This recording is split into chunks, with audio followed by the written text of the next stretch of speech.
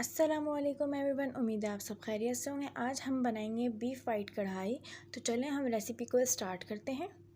तो सबसे पहले कढ़ाई बनाने के लिए हम गोश्त को बॉईल करेंगे। तो मैंने यहाँ तकरीबन 2 गिलास के करीब पानी ले लिया और अब हम इसके अंदर गोश्त ऐड करेंगे। तो मैंने यहाँ बीफ लिया है तकरीबन 3 पाव के करीब, अच्छे से धोने के बाद इसके अंदर ऐड कर लिया।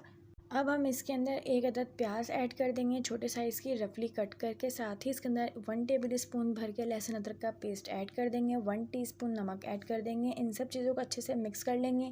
फ्लेम को ऑन करके मीडियम फ्लेम पे इसको पकने के लिए रख देंगे जब तक गोश्त यहाँ अच्छे से गल ना जाए।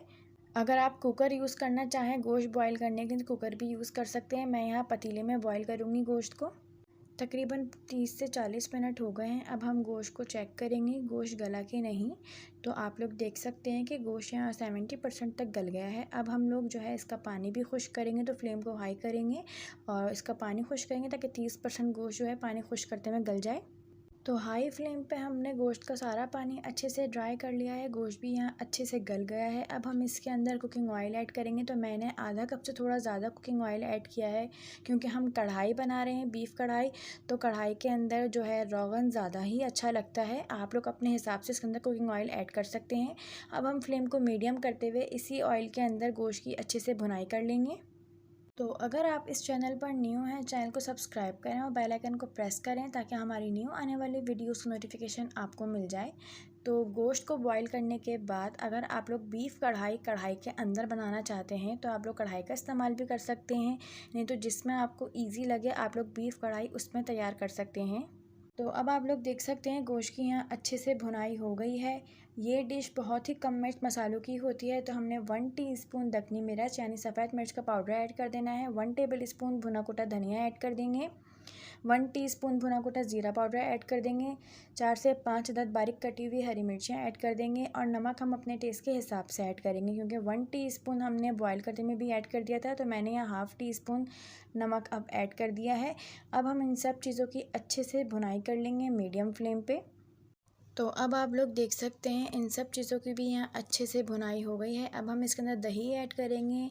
तकरीबन आधा पाव से थोड़ा ज़्यादा लिया है दही मैंने, और इसकी भी हम यहाँ अच्छे से भुनाई कर लेंगे जब तक दही का पानी यहाँ अच्छे से ड्राई नहीं हो जाता। हमें तब तक मीडियम फ्लेम पे इसकी भुनाई करनी है। तो यहाँ पे दही की अच्छे से भुनाई हो गई है। आप लोग देख सकते हैं कि इसके अंदर रोगन सेपरेट होने लगा है। तो अब हम इसके अंदर क्रीम ऐड करेंगे। मैंने यहाँ पूरा 1 पैकेट ऐड किया है मिल्क क्रीम का। आप लोग किसी भी ब्रांड की क्रीम ले सकते हैं। क्रीम ऐड करने के बाद फ्लेम को हम मीडियम ही रखेंगे और चम्मच चलाते जाएंगे हल्के हाथ से। तो अब मज़ेदार सी हमारी बीफ वाइट कढ़ाई तैयार है। आप लोग ये रेसिपी जो है मटन और चिकन में भी बना सकते हैं और कढ़ाई के अंदर रोगन ज़्यादा ही अच्छा लगता है। अब हम इसके ऊपर थोड़ी सी गार्निशिंग कर लेंगे। तो मैंने यहाँ 3 अदद हरी मिर्चें ऐड कर दी हैं, थोड़ी सी बारीक कटी अदरक ऐड कर देंगे और बारीक कटा हुआ हरा धनिया ऐड कर देंगे। और इन सब चीज़ों को ऐड करने के बाद हम 5 मिनट के लिए दम पे रख देंगे।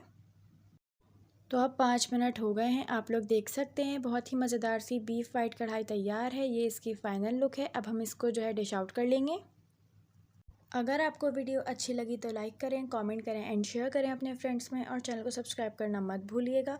मज़ीद ऐसी रेसिपीज़ के लिए हमारा चैनल डिलीशियस मील सब्सक्राइब करें। शुक्रिया।